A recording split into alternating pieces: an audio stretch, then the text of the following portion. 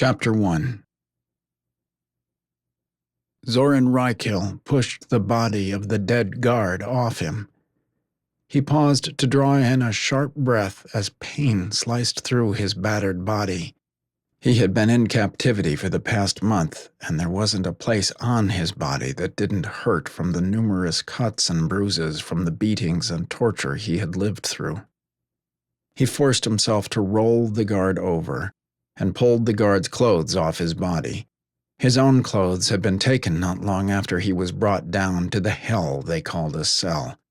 This was the first opportunity he had to escape. He had been watching and waiting for his captors to make a mistake, and they finally had, thinking he was too beaten down to fight. The guard Zoran had killed had come in to play, thinking he would relieve the boredom of standing guard over a chained prisoner by beating him some more. Instead, the guard found him hanging lifeless from the wall by his wrists and ankles. When the guard unlocked his wrists, Zoran had grabbed him, breaking his neck immediately, so he couldn't fight or call out. Zoran knew he would not have survived long in a fight. He was too weak. It took everything in him to push the guard off and find the release on the locking mechanism to release his ankles. Struggling into the guard's clothes, he pulled the laser pistol and blade from the guard, checking to make sure both were fully charged. He reached down and yanked the security badge from the guard's neck. He knew it was late, and there wouldn't be many guards about at this time of the night. Closing the solid door behind him, he moved down the darkened corridor.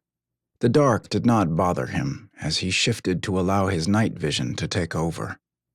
His people were renowned for their ability to adapt to the dark.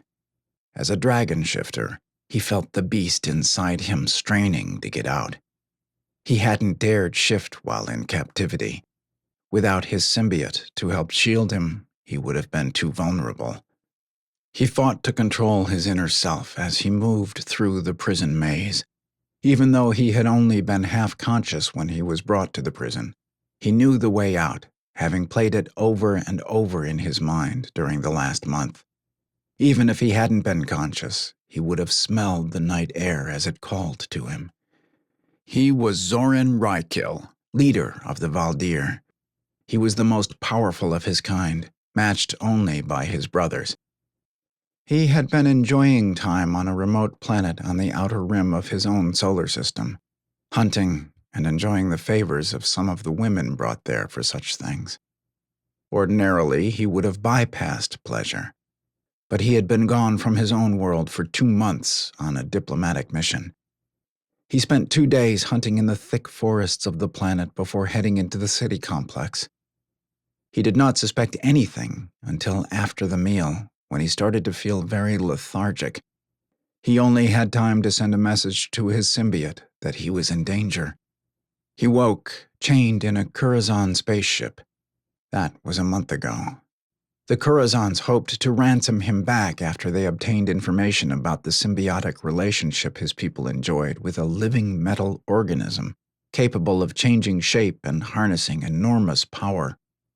The relationship allowed his people to enjoy many attributes, including longevity, the ability to heal at a faster rate, and unbelievable space travel.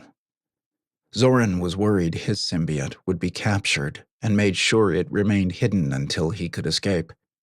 He knew he would need it when the time came.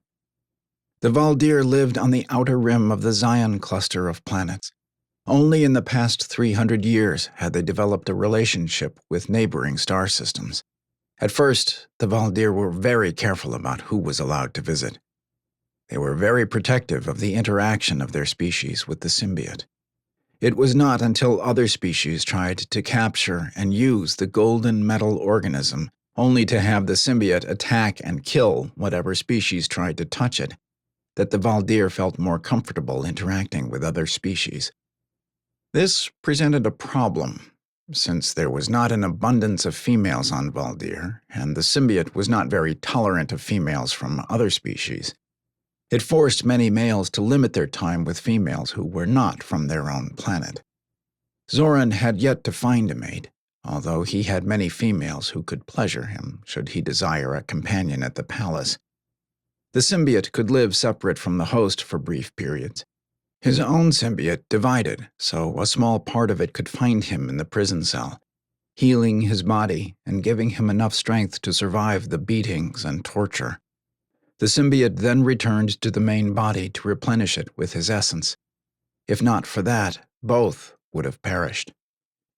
Now he felt the strength of it calling to him. He rounded a corner near the entrance. 2 guards stood talking quietly back and forth in the tongue of the Curizan. Zoran pulled the laser pistol and quickly disposed of both of them. He could only hope there were no other guards outside the entrance. Holding his ribs against the burning, he felt. He swiped the guard's badge over the scanner and stood back as the door slid open. Peering outside, he moved into the shadows, heading for the landing area. His symbiote was waiting for him there in the form of a space fighter. It took on the reflective surface, making it invisible to all around it. It was only their connection that guided Zoran to it. Within moments, he was climbing into the cockpit of the Valdier fighter. With a wave of his hand, gold bands formed up his arms, sliding under his skin until he was one with the golden creature. "Get us out of here," Zoran murmured softly, trying to hold on to consciousness. He was hurt much worse than he originally thought. He could feel the bones in his ribs rubbing against each other. The symbiote glowed gold as it began rising out of the compound. Shouts and hisses erupted as the symbiote lost its cloak of invisibility. Moving smoothly, the golden fighter rose and moved out of the compound, moving with blinding speed. Zoran knew he needed to stay conscious until he could find a place to land and let his body heal. Warnings sounded in his mind as Curizan fighters scrambled to pursue him. Zoran was not concerned, knowing that as soon as they reached the outer orbit of the planet, his symbiote could move faster than the speed of light. Focusing on using defensive moves to get away from the pursuing fighters, he commanded the symbiote to plot a course to a quadrant of the galaxy unknown to the Curizan. He would never make it back to his own world in the shape he was in. He sent a message out to his brothers, hoping they would receive it before he lost consciousness. Zoran gave the final command to leap as soon as they cleared the planet's atmosphere. It was the last thing he remembered.